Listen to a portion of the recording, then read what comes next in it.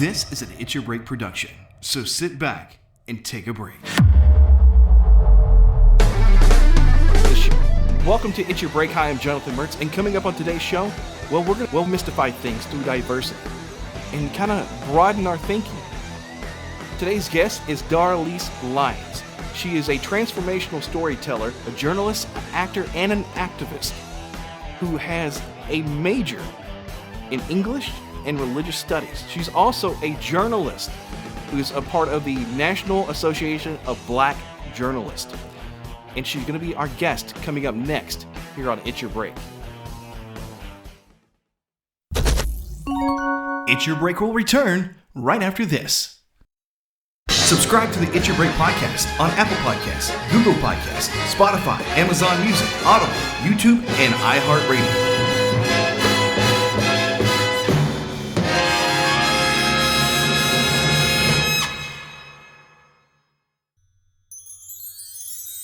And now, back to It's Your Break.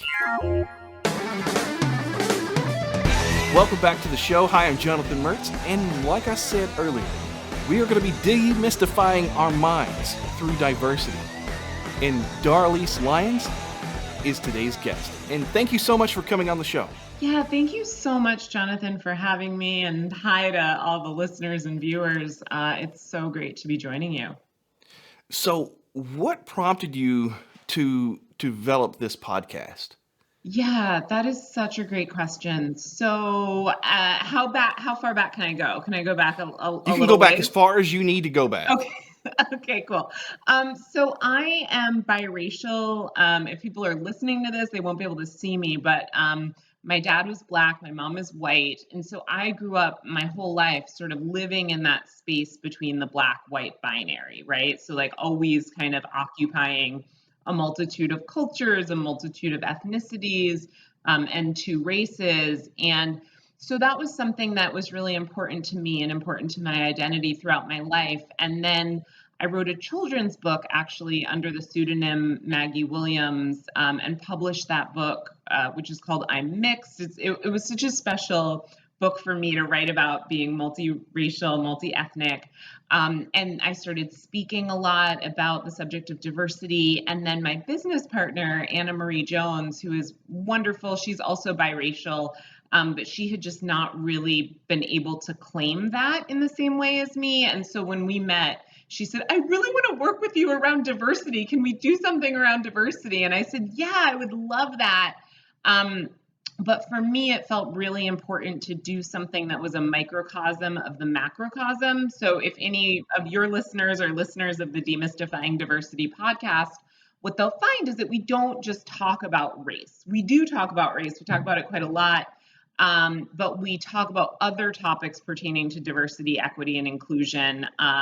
So really, we wanted to have a ton of voices. We wanted our work to be representative of the larger American community. And so we have people from all different ethnic identities, gender identities, sexual orientations, religious backgrounds, right? So our work is much broader than our biracial heritage, but that's how it started, was with our own sort of journey to embrace our own race and ethnicity. And then it's just gotten so much bigger from there.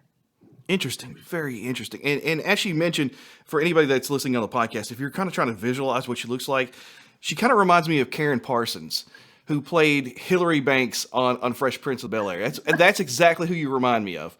So. Wow. Well, thank you. That's really flattering. So thanks. That's great.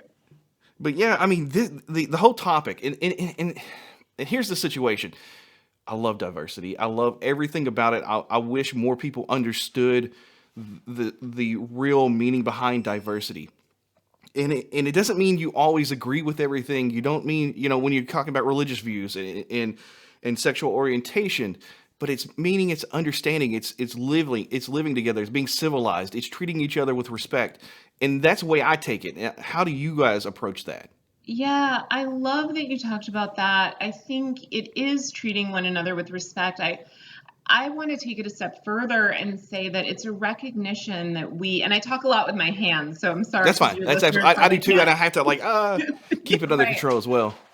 Yeah, but it's a recognition that we in and of ourselves do not have everything that we need in order to make a better world, in order to move, ourselves forward, in order to create a loving and connected network, right? Like we as individuals do not have everything that we need. And also, our communities don't have everything that they need contained within their own communities. And so what I mean by that is that there is a richness that comes when we can step outside of our own narrow bubbles, right? Our own little boxes, and engage in a meaningful way with people who maybe look different or have different views and perspectives or different physical abilities or just different ways of looking at the world. And it doesn't mean that we have to abandon ourselves. I think self-identity is such an important part of being able to engage in diversity in a meaningful way. It's saying, you know what, I have a lot to offer, and also I don't have all the answers. So I need to kind of go outside myself, step outside of my own experience in order to enrich and broaden my perspective. And so there's an engagement, there's a real just a wealth, right? Once we start to acknowledge that other cultures have a lot to offer as well, and that we can engage with them in a meaningful way, and all be benefited by that the broader our worldviews can be, the richer we are as people, and the better the world gets. I mean, I don't mean to get too kumbaya on it, but I just find there's so much love in the work that I do. You know what? It's fascinating. And I tell people this story all the time. I said, when I went to work for the Department of Corrections in Kentucky for a while, I got to be experienced to a lot of things in there. And there are, the Aryan Brotherhoods. There are all kinds of other like inner prison gangs where they do get these cliques. But you see these rare moments where these guys are sitting together and you're looking at them and you're like, that doesn't seem quite right. And it's usually a white guy. He has a swastika. And then there's this Muslim guy who is typically African American. And they are sitting together, conversing and hanging out, playing chess, doing whatever together. And I had a chance one day to go up to them because in this ask, I said, how did this relationship kind of start? And the guy who was a former Aryan said, I was raised in seclusion and did not realize that how much the other races are so much similar to actually how we are. Even though our appearances may be different, our hair texture may be different, we're still humans and we think a lot alike, even though we may be raised in totally different areas. And it was getting that understanding and education that actually brought him in. He says when he gets out, he is taken and having all those tattoos either redone over or have them removed altogether. Oh, I love that. I think that is so important. And yeah, we did an interview in season 1 of the podcast.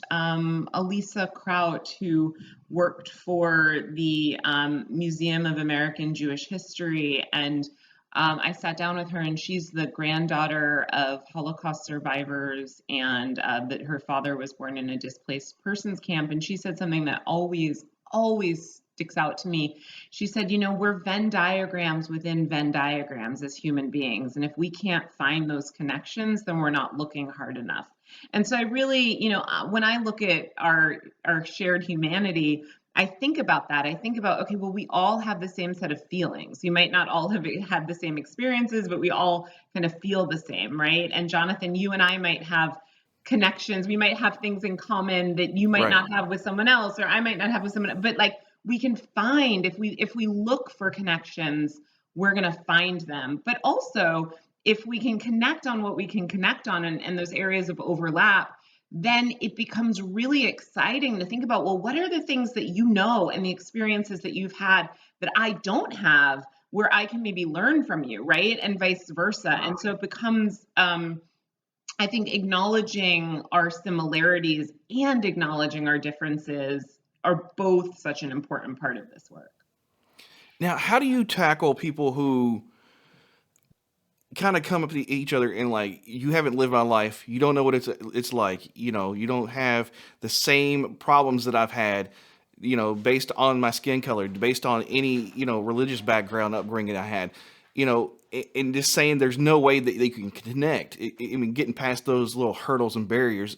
How does a person develop to, I guess, understand empathy in a way, to really be able to cope and say, yeah, I know I may not be that in feeling in your shoes, but I know what it's like to be hurt.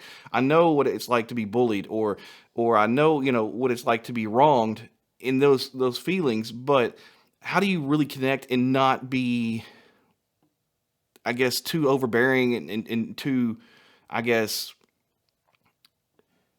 I don't know. I'm kind of lost for words there. It's just kind of a hard situation to explain. But how do you get past these barriers? Is, I guess, what I'll simply kind of narrow it down to. Yeah, that's such a great question. And I think the answer is probably very multi-layered and multi-dimensional because it would be situational. One of the things that I find to be just helpful in general is that as people, I think we learn by stories. And I think when we can really make a person, the example that you gave was so instructive, right? Because that one gentleman was like, he had no firsthand experience of people of another race. He said he was raised in seclusion, right? And so then in encountering someone who was unlike himself, or who he perceived to be unlike himself in some way, in encountering with that person, he saw him as a person and started to engage maybe on a meaningful level, right? And I think we often will try, when we're trying to overcome racism or overcome bigotry or hatred in any form, we'll often come at people with statistics.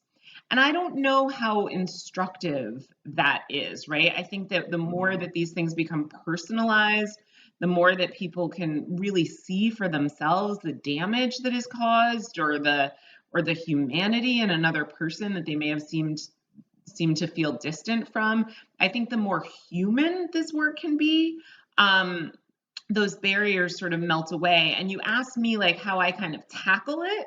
And I don't, I think that, no one wants to learn by force, right? Or like, I mean, we all become more resistant, I think, and it's just human nature to sort of like brace ourselves when we feel attacked or put down or challenged in some way. And so I think one of the things that I try to do is stimulate people to really ask their own questions and really narrow down. And what I found when I've interacted with people who maybe have deeply held prejudices, I'll ask them questions, and try to develop curiosity. Now, I can do that because I'm operating from a place of maybe privilege or, safety. It's not always safe in every situation to take that time to engage with someone. But in my work, I have the luxury of being able to do that. And so I'll ask someone questions and more questions and more questions. And I find that if they really engage with me and they feel like I'm not trying to preach in any way, I'm just trying to understand where they're coming from, usually as we drill down, someone will say like, oh, I don't know why I feel that way. Or, oh, I don't really believe that. I was just told that by someone, right? So I try to inspire people to really draw their own conclusions. And I feel like most human beings at the core are very loving and kind and genuine and care about other people. And so if they can just recognize the humanity in other people where maybe they didn't see that humanity before, I think the work kind of starts to do itself, right? It's not my job to like preach at anybody. Right. And that's very, very interesting and good advice. So I was looking on the Demystifying Diversity website which is demystifyingdiversitypodcast.com. Yeah. And one of the things I read on there, which I found very fascinating about you, is that you're an English and religious studies major. So that is very, very fascinating that you went through these two avenues, and that you're doing this diversity, training, because typically people who travel down a religious study path don't always end up being the most diverse-minded people out there. Because it doesn't matter if they're Christian, if they're Muslim, if they're Jewish, People tend to have set ways, especially when it regards to religion. And that is a big hurdle, in my opinion. How do you tackle these situations when dealing with people who are in a religious environment? With speaking within Christianity, I mean, there are so many different ways that people believe in Christianity. That you got from the Mormons to the Catholics to the Jehovah's Witnesses to the Southern Baptists. How do you get past, even within those organizations, their own narrow minded thinking in a way? I'm not trying to say they're narrow minded. I'm just saying it looks narrow minded from the outside. Does that make sense? Yeah, it does. And that's such a great question. I love that you picked that up because few people ever ask me about that. And so I love talking about it. I'll just say, to give a little bit of background about myself, I did not grow up with a religious background at all, or religious orientation. I mean, I think maybe I don't know. I mean, we never talked about religion. We never talked about what happens after you die. We just didn't, that just wasn't a thing in my household. And so when I went to college, I think I was dealing with my own personal sort of crisis and really trying to grapple with various issues. And so I sought out religious studies from a perspective of I did want to find some sort of spiritual answer, but I also didn't have a lot of biases or preconceptions about what religion was supposed to be. And I didn't even know what faith tradition I wanted to be. So the reason I'm giving that background is because as I started to study religion, one of the beautiful things is that I was exposed to a number of different faiths, right? I was exposed to Christianity and Judaism and Islam and Buddhism and indigenous spiritual traditions. And so, yeah, I was just, because of all of that, and African diasporic religious traditions, and just such a rich diversity of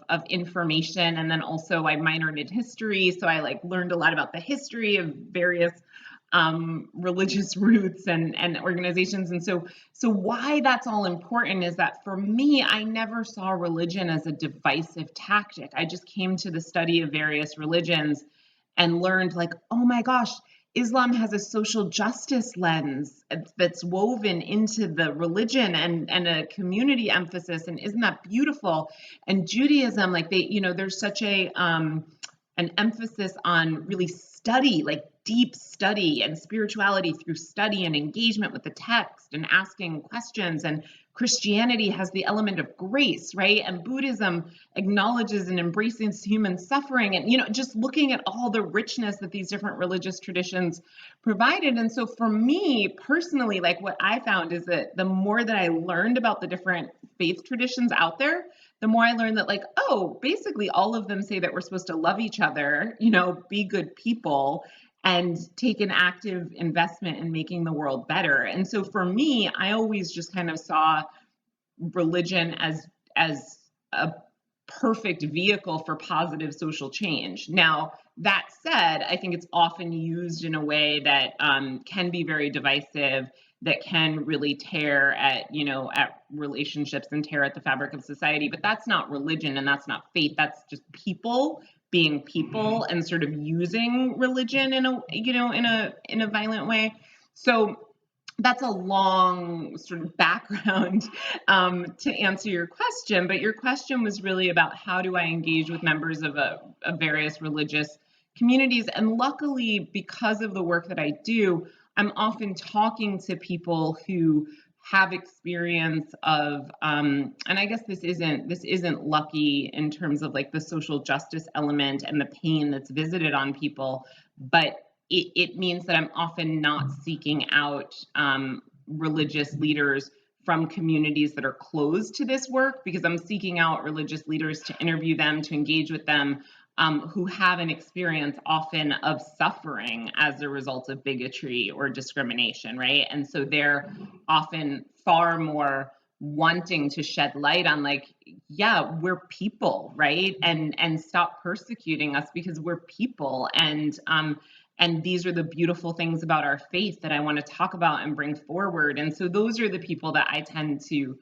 to engage with in my work. It doesn't tend to be people who are kind of using religion to shut out or shut people down. It tends to be people who are more open to like interfaith ministry and social justice activism and or shedding light on the horrors of religious genocide and those kinds of things. So I don't have that much experience with engaging with people who would, use their faith as a way to put down different people.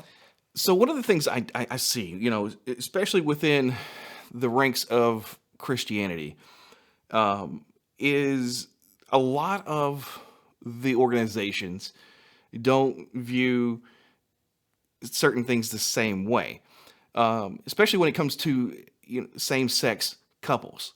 I mean, that is the biggest thing out there that you see that a lot of Christians will fight over. And I was raised as a Jehovah's Witness growing up. So my background growing up it was very different from all of my friends who, were either Catholic or just, First Christian, Southern Baptist. Their upbringing was totally different too. But a lot of them, when we were early growing up, viewed homosexuality in the same manner that was such as this major sin, and that it was such this disgusting, vile thing that you can't be a person because you're that way. And that's the wrong way to think, even within a Christian standpoint, in my opinion, because it teaches that everybody's imperfect. And if we understand that truly, we can empathize. And that is something that I always saw that it was a big problem trying to even talk to people about, especially when they were being raised that way for such a long time. It's been indoctrinated that it's, deep in their minds that these things are so wrong. And even from a Christian standpoint, yes, okay, you may make your claims that it is immoral, but that doesn't mean you hate the person. It doesn't mean you dislike the person. You need to lead by example. And one of the things I always bring up to people, and it's always a touchy spot when I bring this up to some of them, is if you go back and look to the great Hindu leader Mahatma Gandhi. One of my favorite quotes from him is, they asked him, it says, "Why aren't you Christian if you love Christ?" Because he loved to read the Bible and even has teachings. He says, "I'm not Christian because I don't see anybody acting anywhere remotely close to your Christ, the way you're Christ-like." That's what he teaches, and it says, go on and be Christ-like in the Bible. But people don't do that. And he says, if all of the people had been acting like the Christ in your Bible and being that loving, he had no doubt in his mind that all of India would have been a Christian organization by that time. But that goes back to show you actions speak louder than words. I don't care if you read it and you agree with something. If somebody in the organization is not being exactly the way that the verbiage says for the laws and in the guidance you're given, that's going to deter people from doing anything. And I don't know how you guys or how everybody on your show has kind of interacted with this type of situation. I mean, what is your experience in that area? Yeah, sure. I'm glad that you asked that question. So I think that a lot of people,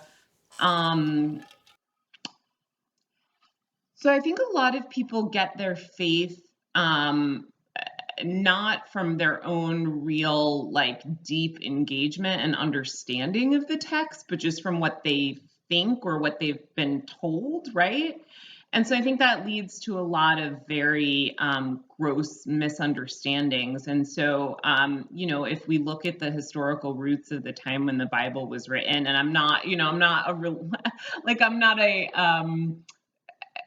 equipped to really give a religious dissertation, but what I can say is that, if we look at what same-sex relationships constituted at that time and the context of the Bible, where they, people will point to those quotes and say, like, oh, see here, it says that that's not okay, is that those were often in situations where it would be, married older men taking advantage of younger boys, right? Like those were the contexts back in Sodom and Gomorrah at the time when that was being denounced. And I don't think that anyone in this day and age would say that that's okay too. And so just because they called it what they called it in the Bible and it's been used to vilify same gender loving couples who are consensual and adult and contributors to society. I think it's very outdated, right? I mean, the Bible also endorses slavery. And so if we really want to look at the Bible and engage with it in a meaningful way, I think it makes sense to look at like, okay, well, what was the history of that time, right? Like what were the practices, what was really going on? And if we look at what was really going on in those times and say, like, okay, yeah, those circumstances weren't okay. I think as adults, as grown-ups, we owe it to ourselves to really extrapolate and think not so much about the literal words of the Bible, right? Because under those conditions, it would be okay to like kill your kids and, and rape and pillage and murder people. I mean, there's all sorts of things that heroes do in the Bible. And so I think it's really about saying, okay, well, what are the biblical lessons? What are the morals of the story? And if we believe that God made us as people, which you may or may not believe that, but if that is your belief system, and then why would you want to sort of rob someone of their authentic identity, whatever that identity is? Why would you want to change a person? And we look at outcomes, right? I mean, I think our work tends to be very story driven, but also very data driven, and just looking at the horrible ramifications of things like conversion therapy, and looking at things like the suicide rate among youth who are told that it's not okay to be their sexual identity or their sexual or gender identity. And so I think, if people are citing the Bible as a reason why it's not okay to love people, then they're reading the wrong Bible, is just my opinion. Yeah, and I understand. I mean, and that's one of the things. That's where the reason I was bringing this up, because there are so many different variations. Like I even said, within the Christian gamut of organizations that there are, they believe different from each other. So I mean, it is hard to come to terms from that standpoint. And I can see where diversity in understanding is more important, now more than ever.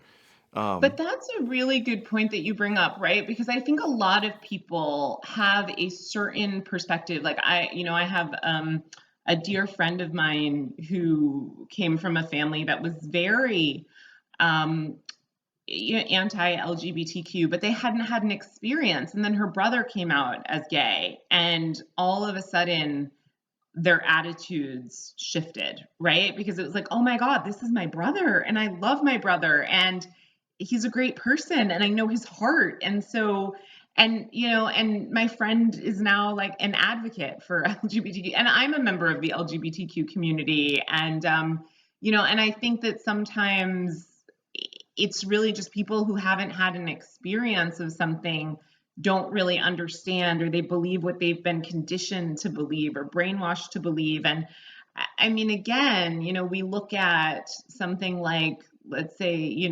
slavery, which I don't think anybody now would say that it's a good thing, right? Or we look at the horrors perpetrated during the Holocaust, and now looking back, people can say, oh my God, I can't believe society participated in this. But those societies at that time, many people just sort of went along with it. And I think now what we need to be willing to do is to look deep within ourselves and say, you know what, like, no, I don't want to be part of perpetrating hate against anyone. And if I am, society 20 years, 50 years, 100 years from now is going to look back at me the way that I look back at people who 100 years ago were persecuting other people, right? Like I think for some reason the human brain isn't able to make those sort of parallel leaps or something. But like it just seems so antithetical to loving one another to point to someone and say, like, that person is a bad person because of who they are inherently. And you might say that, no, like, I'm looking at a person's actions, but I really believe that if a person is taking actions in alignment with who they are, inside, whether that be racial, cultural, in terms of sexual orientation, if they're taking actions in line with who they are on the inside, then those actions are going to be good and genuine, right? Because I just don't think we as human beings are wired for evil. I think we do bad things because hurt people, and we're hurting more people by taking biased and racist and bigoted views of individuals who we've never really experienced or engaged with and don't fully understand, and then we're projecting our own judgments onto them. And so I would suggest that if people have a bias against a certain community, rather than exercising that bias against that community, like, get curious, read a book, learn a story about someone who has an experience that you might think is somehow wrong or broken in some way, and don't have an experience as an outsider, have an experience as an insider. Read a novel about someone who was put through the horrible conversion therapy and really suffered as a result of that. Read a memoir about someone who who found themselves by embracing their sexual identity or orientation, right? Like, I think, I think we form conclusions about people that without really doing the investigation, without learning, without opening our minds and our hearts. Absolutely. In you growing up, obviously, we're going to be different than a lot of others because you are mixed. I mean, that in itself is something that's interesting, because I have a few cousins who are mixed, and it's not always it's like they can't always fit on one side or the other. They're almost in their own unique category. Yeah.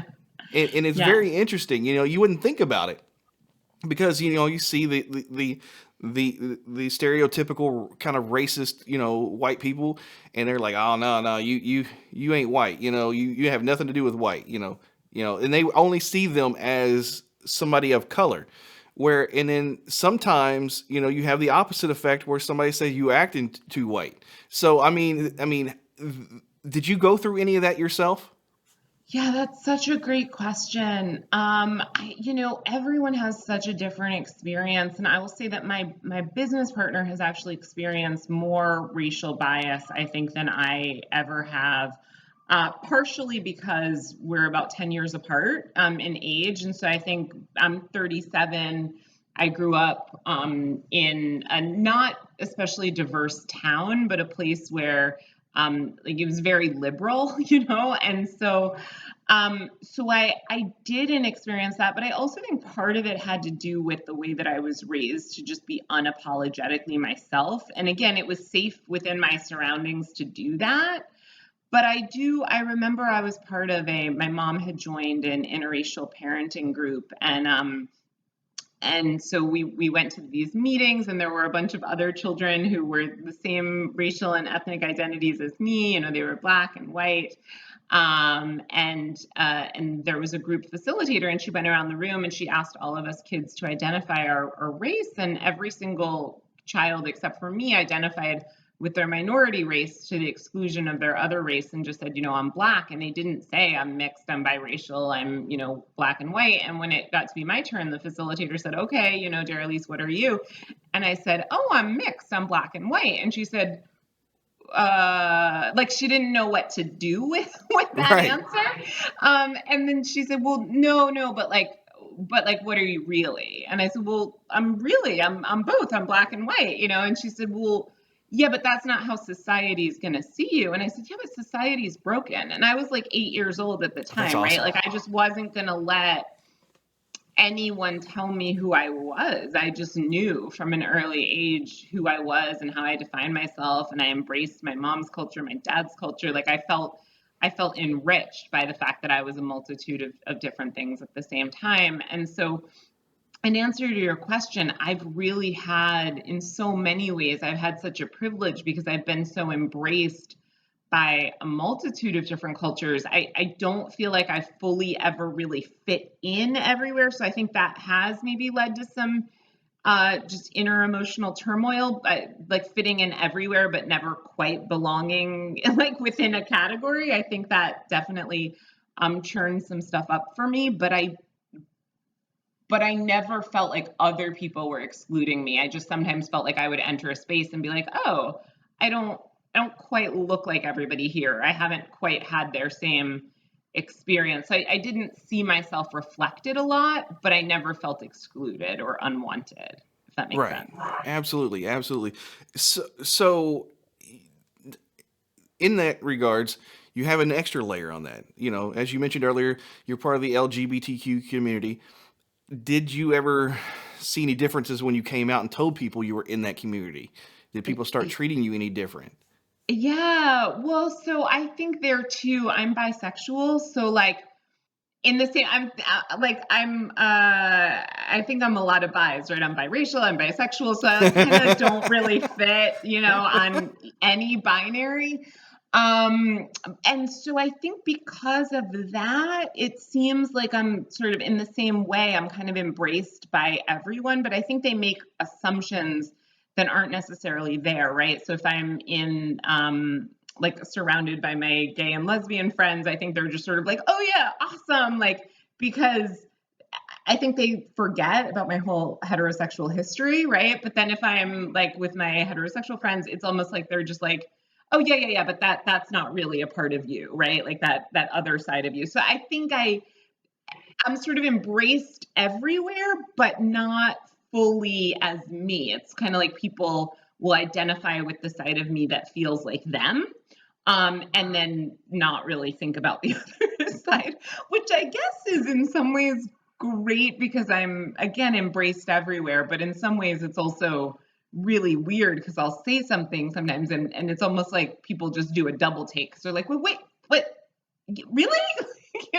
So it's it's definitely interesting. And I find because of my work, because I tend to be very kind of like out publicly about race, about sexual orientation, and I write a lot about my own experiences. So I don't have a whole lot of secrets from people. And so I think that also makes me less likely to find myself in very uncomfortable situations because people kind of know. And so if they don't want me at their party, they won't, they're not going to invite me. So it's sort of like anyone who is going to engage with me tends to really know who I am and what I stand for. And so I think that makes things a little bit easier for me as well. That's interesting. We could go on and on and on just about this topic alone. And of course, that is exactly what you do on your podcast. Now, of course, not those specific topics. You go further into it. And let's talk a little bit about your podcast more, and maybe some of the topics that you've covered. That really kind of spoke to you in the past.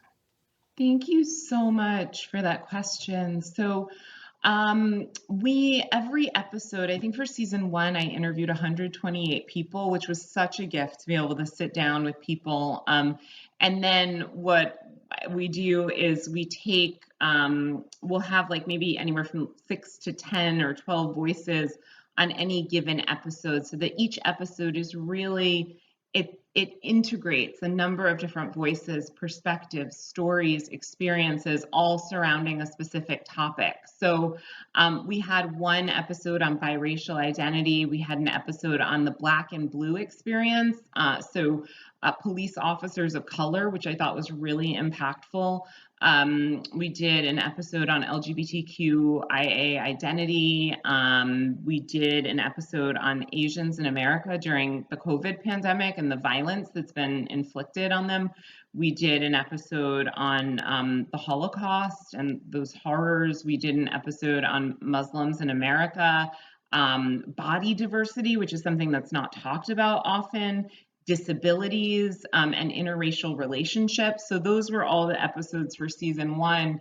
And it's really rich. And I think what we have found overwhelmingly is that people will reach out to us and say either, thank you so much for telling my story. I didn't think anybody was listening. Thank you so much. And these aren't the people we interviewed. It's just people who are listening, who are hearing their stories reflected, and they'll reach out and say that.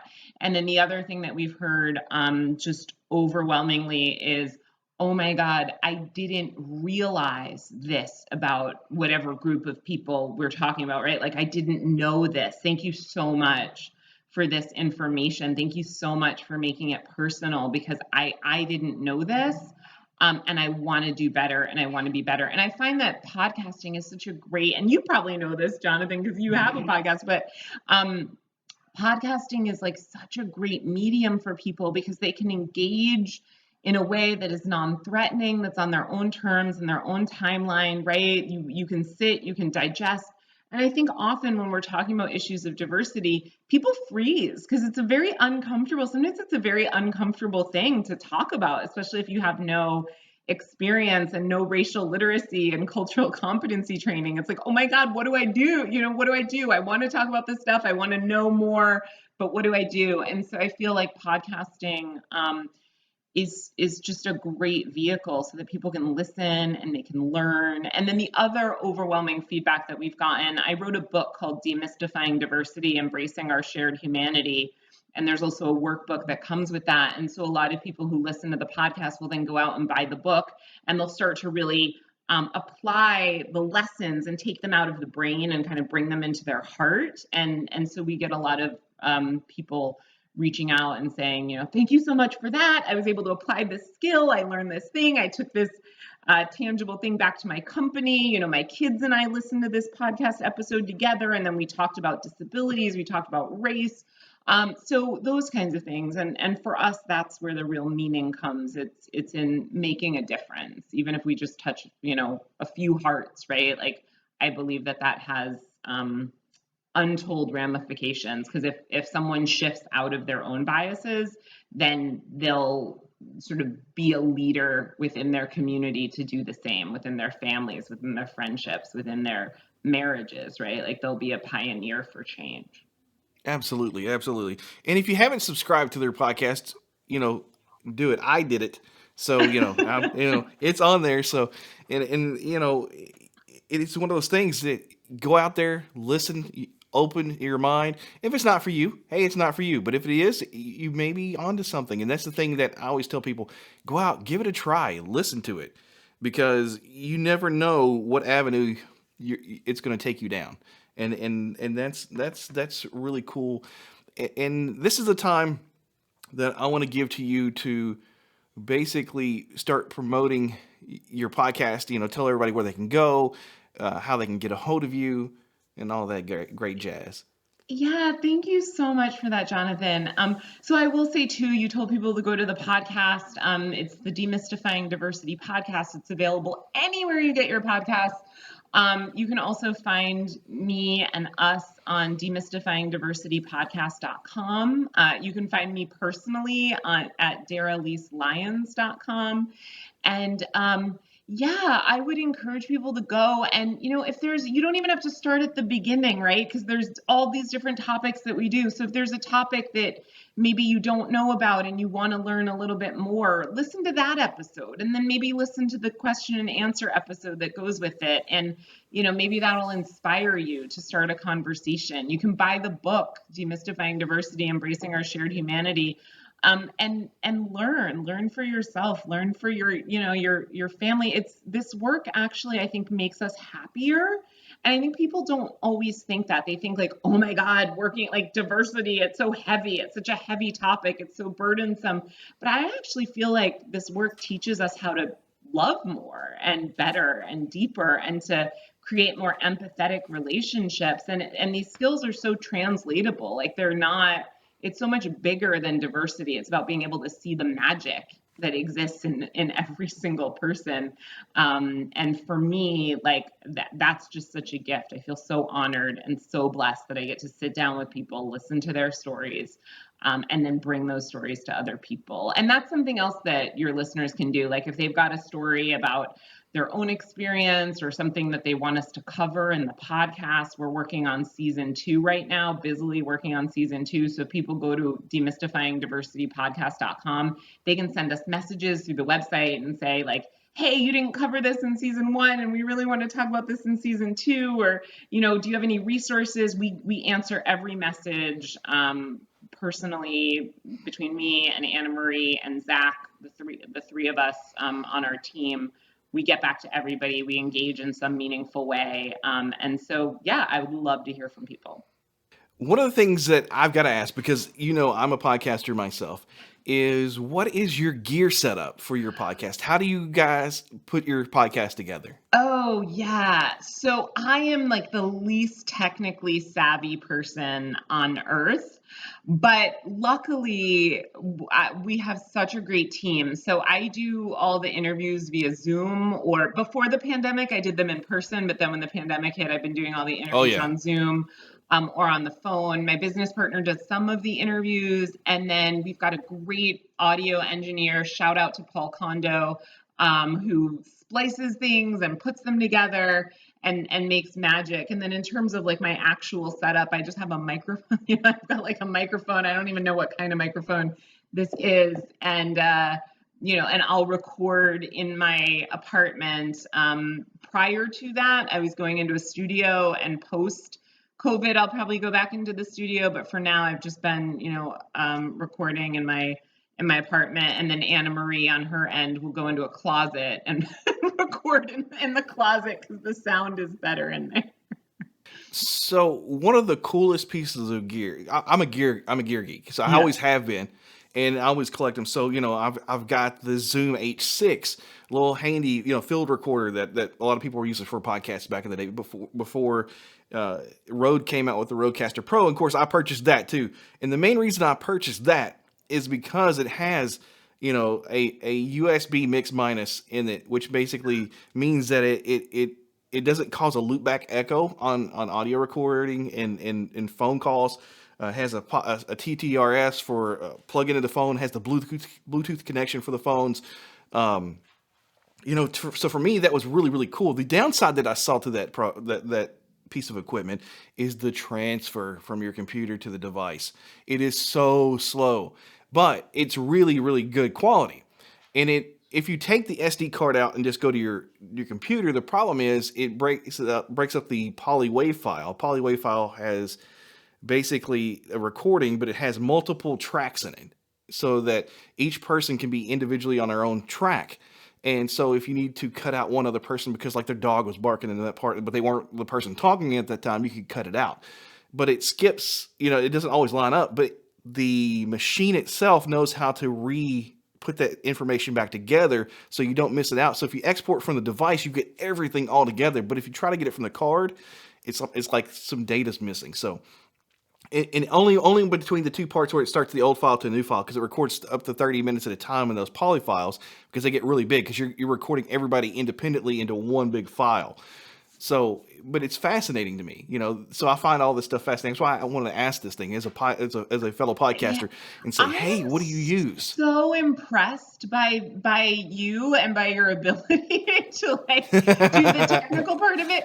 Well, no, because you're such a great interviewer, and I think a lot of people kind of I've been doing this since I was 16.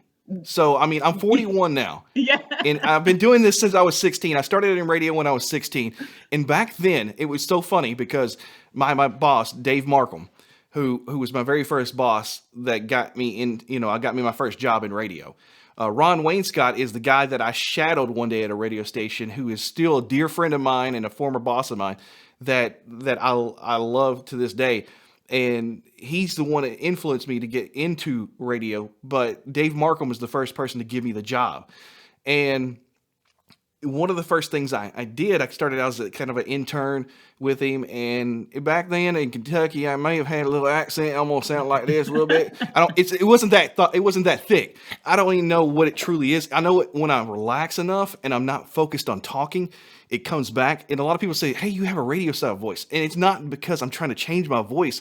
I'm trying to enunciate and get a perception out there that, hey, where people can understand me. Because if I talk real fast, everything I might sound like Boomheimer from King of the Hill or something, and it goes on. And I had to learn, he said, if you want to make it anywhere, he said, get rid of that country accent. And because unless you're just going to do country radio your entire life, if you want to be able to diversify yourself. And so from there, I was like, can I do that? and it started thinking, and I started to mimic things. And I've always mimicked things as a kid. I had a real bad problem mimicking accents. So if I saw somebody from England or something, or even Hispanic person, I would start to really get into their accents, and I still do it today. And I found out that is because I'm neurodivergent, and I'm like, well, that's really weird. What is neurodivergency? But those are the things that happen, and it's one of the traits of that, and it's associated with ADD or ADHD as they call it today. Um, you know, so it's so fascinating to me to I grasp all these things and I'm like, okay, so let's try this, and that's when you start to go, oh, I can do that, and then you start to do inflections in your voice and say, well, what else can I sound like, and you go from there, and you're like, next thing you know, you're like, hey Scoob, where you at, and you're doing all these different voices, and you're like, oh wow, okay, that's pretty interesting, and you just kind of develop from there. And you realize that you've got a wider palette than you realized. So I just want to point out, I love that you were talking about neurodivergence, and we did an episode on, and we talked a little bit about different learning styles and the way that brains are wired, and sort of the different talents and skill sets that come from thinking outside of the box and thinking in these non-typical ways.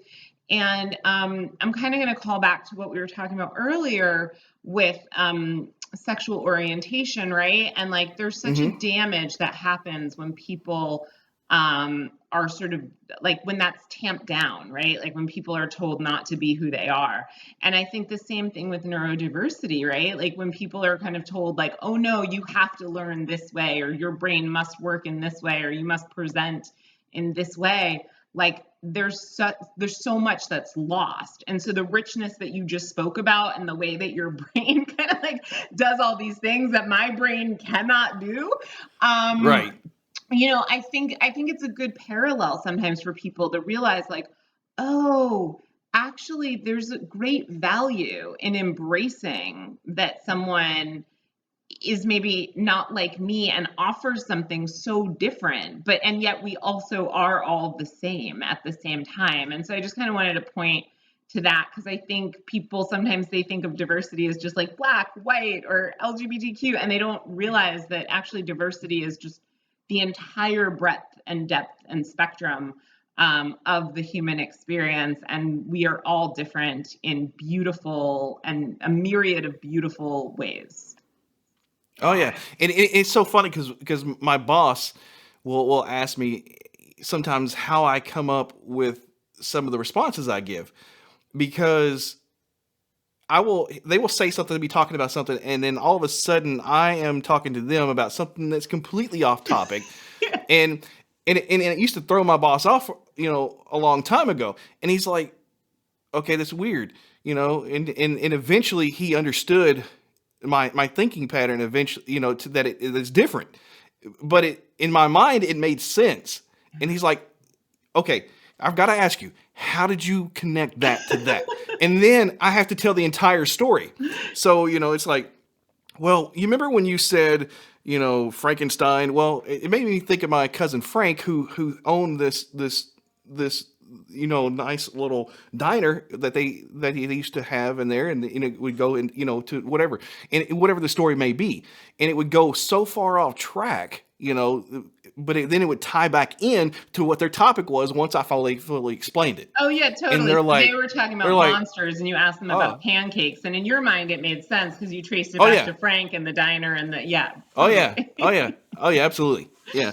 So I mean, it's one of those things, and so for me in those type of regards, I always, I kind of feed off of interviews. I kind of feed off of people, and that's one of the things that I have struggled with in the COVID era, because I'm not in the office all the time. Although I will have to admit, I am more productive in some regards at home. Other time, in other regards, I'm less productive because I'm feeling down, and I'll live off the energy of people. Some people don't. I live off crowds. That is me. So. Yeah, right. I mean, I feel like we could do a whole interview about the mental health ramifications of the pandemic, and just how hard social isolation is, and how different people have just just different communities have been so disproportionately affected. But yeah, I mean, I think we're kind of meant to exist in some level of community, even introverts. And I'm kind of like an ambivert myself, or I'm an introverted extrovert. But so I guess I'm in the middle of all the spectrum, right. all of the spectrum. You came out of the shell is what you happened to you. You came out of the shell. I dare you to find like something where I am on the binary, but yeah, I just I think that it is hard, and it is a lonely time, and it is a time where I know early in the pandemic they were saying like reach out to your friends, reach out to your family, check in on people, but I think it's even more pressing now because people have been at this for a year. Some people have been out of work, many people have been lost loved ones. It's a hard time, and I think it's a collective trauma that we're all experiencing, and in that way, I think COVID has also really reminded all of us of our basic humanity, like that we're none of us are immune to the end, right? We all that's coming for all of us, right? And so I think it kind of has been like deeply sobering, and people have been more willing in many ways to do the work of diversity, equity, and inclusion because they're seeing the systemic problems that they haven't seen for a while. And now that people were at home and in front of their computers and in front of their televisions, then as racial unrest really hit a crescendo, I think people were more and more present to it. So it's been a time of like deep awakening, and I think a time of a lot of pain for a lot of people.